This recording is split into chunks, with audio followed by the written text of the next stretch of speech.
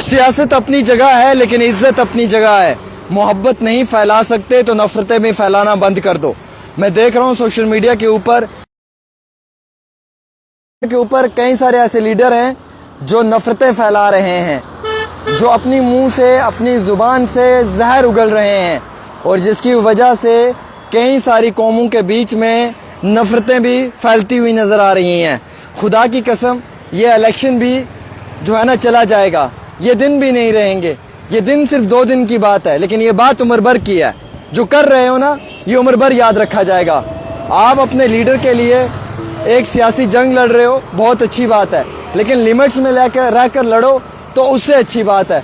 ज़ुबान पे लगाम होनी चाहिए, जिसकी ज़ुबान पे लगाम नहीं ना वो ज़ुबान नहीं है। मैं क्लियर करना चाहूँगा। और दूसरी बात यह कि मोहब्बत की जंग में हर इंसान का बोलने का एक अधिकार है, लेकिन नफ़रत की जंग में जो है वो ऐसे मत बोलो कि पहले ही नफ़रतों ने दिलों में दूरियां पैदा की हुई हैं, अब और हो जाएं। मुझे इंतहाई बहुत हैरानगी महसूस हो रही है कि इस इलेक्शन में लोग जो हैं वो ज़ात पात पे आ रहे हैं, वो कौम फरिश्ती पे आ रहे हैं, वो आपसी ताल्लुकात को ख़त्म करके रंजिशें बढ़ा रहे हैं, वो एक दूसरे में एहसास और कदर नहीं देख रहे हैं। और जितनी ज़्यादा मोहब्बत देखने को मिलनी चाहिए थी उतनी ज़्यादा नफ़रतें ही वो फैला रहे हैं। अरे भाई साहब, मैं एक बात क्लियर कर दूं, ये इलेक्शन किसी का नहीं है, ये उन्हीं लीडरों का है जिन्होंने जीतना है, यानी कि जो जीत कर जाएंगे। हम लोग क्यों आपस में लड़ रहे हैं? हम लोग क्यों आपस में एक दूसरे के साथ गाली गलौज कर रहे हैं? हम लोग क्यों आपस में एक दूसरे को उल्टा सीधा बोल रहे हैं? कोई किसी की ज़ात पे आ रहा है, कोई किसी की कौम पे आ रहा है, कोई किसी के माँ बाप पे आ रहा है, कोई किसी के फ़िरके पे, किसी की नस्ल पे आ रहा है। इलेक्शन तो इलेक्शन है यार, अपनी जगह है। जो लीडर जीतेगा आपको लगता है 5 साल के बाद आपको दिखेगा? जिसके लिए आप आज गाली गलौज कर रहे हो, जिसके लिए आज आप मार फीट पे पहुंच चुके हो, जिसके लिए आप जो है वो ओपनली आके लोगों के साथ बदतमीजियाँ कर रहे हो, और जिसके लिए आप इतना ओपनली फ्रंट आके खेल रहे हो, आपको लगता है कि अगले 5 सालों में ये आपको दिखेगा? इलेक्शन जीतने के बाद कितने सारे इससे पहले इलेक्शंस हुए हैं, उनमें कितने सारे नेताओं ने जीता है। क्या फिर वो आपके घरों में आए थे कभी? क्या फिर उन्होंने कभी इलेक्शन जीतने के बाद आपसे बात की थी? क्या कभी फिर उन्होंने इलेक्शन में जीत हासिल करने के बाद आपसे आगे कोई मुलाकात की थी? नहीं की थी ना, नहीं आए थे ना वो आपके घर। ये भी जीत कर अगले 5 साल आपको नहीं दिखेंगे। खैर 2 दिन की बात है, इलेक्शन भी ख़त्म हो जाएगा, लेकिन आपकी ज़ुबान की बोली हुई बात ना उम्र भर तक याद रखी जाएगी कि आपने क्या जहर उगला है। नफ़रतें क्यों फैला रहे हो? क्यों नफ़रतें फैला रहे हो? किन वजूहात के ऊपर फैला रहे हो? मोहब्बत फैलाओ ना, मोहब्बत का पैगाम लेकर आओ ना, आप गले आके मिलो ना, आपका वेलकम किया जाएगा। आप क्यों नफ़रतें फैला रहे हो? और फिर ये सियासी दंगल है, पॉलिटिक्स में कोई किसी का नहीं होता है, ये मुझे मालूम है। जो कल तक मेरे साथ था वो आज आपके साथ होगा, और जो आज आपके साथ है वो कल किसी और के साथ होगा। ये सियासत है। जिसने लास्ट 2014 के इलेक्शन में PDP को वोट दिया था आज वो NC को दे रहा है, जिसने NC को दिया था वो कांग्रेस को दे रहा है, जिसने कांग्रेस को दिया था वो BJP को दे रहा है। अपनी मर्जी से लोग वोट देते हैं, अपनी मर्जी से लोग जो है वो अपना लीडर चुन के लाते हैं, और फिर गाली गलौज, बदतमीज़ी करना, नफ़रतें फैलाना। आपको लगता है जिनके लिए आप इतना लड़ रहे हैं कल को ये आपको दिखेंगे कहीं पे? आपको लगता है जिनके लिए आप इस तरीके से दूसरे के दिलों को चोट पहुंचा रहे हैं, आपको लगता है ये कल को आपके साथ कहीं पे आके बैठकर बात करेंगे? ये सिर्फ मतलब की बात है। आज सब आपको गले लगा रहे हैं क्योंकि सबको वोट चाहिए आपसे। जब कल को वोट ख़त्म हो जाएगा ना, और कल को जब ये लोग जीत कर आएंगे ना, फिर आपसे ही पूछेंगे आप कौन हो, आप कहाँ से आए हो, क्या किया आपने? सिर्फ एक वोट दे दिया मुझे, नहीं देते तो कोई फ़र्क नहीं था।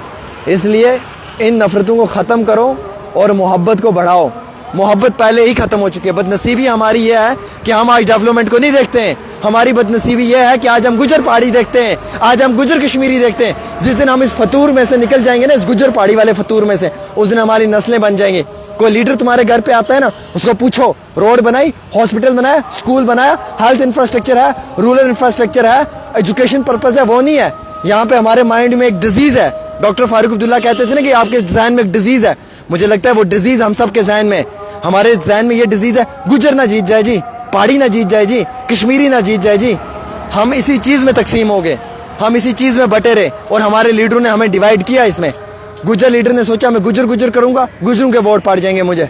पहाड़ी लीडर ने कहा मैं पहाड़ी करूंगा, पहाड़ियों के वोट पड़ जाएंगे मुझे। कश्मीरी लीडर ने कहा मैं कश्मीरी करूँगा, कश्मीरी भाइयों के वोट पड़ जाएंगे मुझे। लेकिन किसी ने ये नहीं कहा कि मैं डेवलपमेंट की बात करूँगा तो शायद मुझे सब एक साथ लेकर चलेंगे। किसी ने ये नहीं कहा कि मैं डेवलपमेंट के ऊपर काम करूँगा तो सब लोग मुझे गले लगा लेंगे। डेवलपमेंट करनी है नहीं करनी है वो एक अलग बात है। मैनिफेस्टो में स्कूल्स के upgradation, model buildings, model classrooms की बिल्डिंग्स ये नहीं है। मैनिफेस्टो में rural infrastructure, health infrastructure, classrooms नहीं है। लेकिन मैनिफेस्टो में सिर्फ क्या है, नफरत है। ये क्यों है, वो क्यों है, गुजर क्यों है, पहाड़ी क्यों है। अरे हम सब लोगों की जंग एक ही चीज़ के साथ है, वो आपको भी पता है, वो मुझे भी पता है। हम लोगों की जंग है नफरत के खिलाफ और मोहब्बत के हक में। हमारी जंग है अनएम्प्लॉयमेंट के खिलाफ, हमारी जंग है डेवलपमेंट के खिलाफ कि हमें डेवलपमेंट मिलनी चाहिए। अगर डेवलपमेंट नहीं करोगे तो हम आपसे बात नहीं करेंगे। हमारी जंग है कि हमारे बच्चों को अच्छे स्कूल्स मिलने चाहिए। हम उस पर फोकस नहीं कर रहे हैं, हम उसके ऊपर बात नहीं कर रहे हैं। और मालूम है हम बात किस पे कर रहे हैं, हम कौम परस्ती पे आ गए, कास्टिज्म पे आ रहे हैं। हिंदू भाइयों को मुसलमानों से लड़वाया जा रहा है, मुसलमानों को हिंदुओं से लड़वाया जा रहा है। यहाँ पे हिंदू मुस्लिम करके वोट लिया जा रहा है, वहाँ पे गुजर पहाड़ी करके वोट लिया जा रहा है, और वहाँ पे पहाड़ी और कश्मीरी करके वोट लिया जा रहा है। डेवलपमेंट की कोई बात ही नहीं कर रहा है। किस दुनिया में खोए हुए हो यार, खुदा के लिए किस दुनिया में खोए हुए हो। कब तक ऐसे तकसीम होकर रहोगे, कब तक ऐसे बटे रहोगे। पहले ही 2-4% हो, पहले ही 2-4% हो, उससे ज़्यादा नहीं हो। और ये 2-4% भी अगर एक टेबल पे बैठकर खाना नहीं खा सकते ना तो फिर बड़े अफसोस की बात है। फिर क्या फ़ायदा है यार, क्या फ़ायदा है आमिर सुहेल में, और क्या फ़ायदा है सुहेल अहमद में, क्या फ़ायदा है उस राहुल भाई में, और क्या फ़ायदा है उस आसिफ भाई में। हम सब एक है ना यार, हम सब at the end of the day एक थे ना। क्यों नफरतें फैला रहे हो। और मुझे अफसोस ये है कि एक शख्स नफरतें फैला रहा है, बाकी सब उसके साथ खड़े होकर उसे सपोर्ट कर रहे हैं कि वो स्टैंड विद यू। ये नहीं होता है, दिस इज़ नॉट गुड। समझाना चाहिए, काउंसलिंग करनी चाहिए, गलती इंसान से होती है, बिठाना चाहिए, भाई की तरह बताना चाहिए कि ऐसा नहीं करते, हम सब एक है। अब एक इंसान गलत बोलेगा, सब उसके साथ खड़े होकर बोलेंगे वो स्टैंड विद यू, तो वो चीज़ सही नहीं है। मेरे एक के बोलने से क्या होगा, कुछ नहीं होगा। मैं एक कितना भी बोल दूँ ना, सब ने बोलना बकवास कर रहा है, सब ने बोलना फालतू की बात कर रहा है, इसके बोलने ना बोलने से कोई मतलब नहीं बनती है। सब ने बोलना है कि ये ऐसी अपनी बात कर रहा है। लेकिन सच कह रहा हूँ कि जो मैं कह रहा हूँ ना, ये बात हमारे आगे एक दिन ज़रूर आएगी। ये वक्त वो वक्त नहीं है कि हम एक दूसरे से लड़ें, ये वक्त वो वक्त है कि हम नफ़रत के ख़िलाफ़ लड़ें और मोहब्बत को हक़ में लेकर चलें। लेकिन मुझे इस बात का दुख है कि जनाब जो हो रहा है ना वो गलत हो रहा है। और मैं आपको एक बात कहना चाहूँगा कि दोस्तों, मैंने ये बात दिन अव्वल से कही थी दिन आखिर तक, और हमेशा ये बात मैं कहते आया हूँ। कौन सा ऐसा दिन है जब मैंने ये बात नहीं की है। इससे पहले मैंने 3 वीडियोज़ इसी पे बनाए हैं, मेरे इंस्टाग्राम, फेसबुक और यूट्यूब पे पड़े हुए हैं। इलेक्शंस के दौरान में मैंने बनाए, बिफोर इलेक्शंस मैंने बनाए। क्यों बनाता था, रीज़न यही था कि डेवलपमेंट डेवलपमेंट डेवलपमेंट।